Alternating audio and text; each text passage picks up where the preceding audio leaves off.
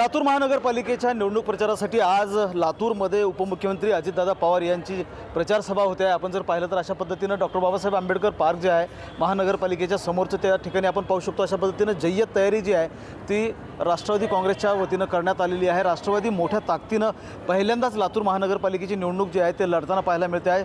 60 जागा ज्या आहेत 70 पैकी त्या राष्ट्रवादी काँग्रेसनं आपले उमेदवार जे आहेत ते मैदानामध्ये उतरवलेले आहेत आणि एक वेगळी ताकद जी आहे ते या निवडणुकीमध्ये निर्माण करण्याचा प्रयत्न राष्ट्रवादी काँग्रेसने केलेला आहे। लातूरमध्ये भारतीय जनता पार्टी आणि काँग्रेस अशी थेट लढत होईल अशा प्रकारची चित्र असताना राष्ट्रवादी काँग्रेसने मात्र आपण या निवडणुकीमध्ये लक्ष वेधलेलं आहे आणि एक वेगळं आव्हान निर्माण केलेलं आहे।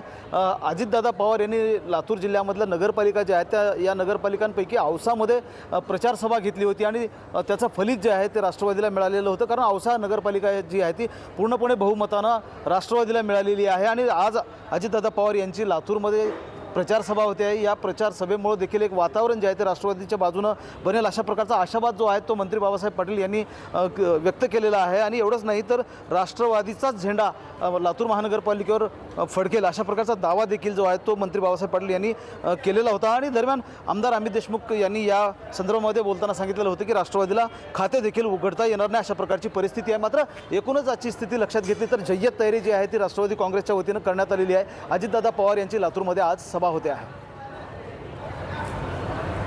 महेंद्र जोंधळे, TV9 मराठी, लातूर।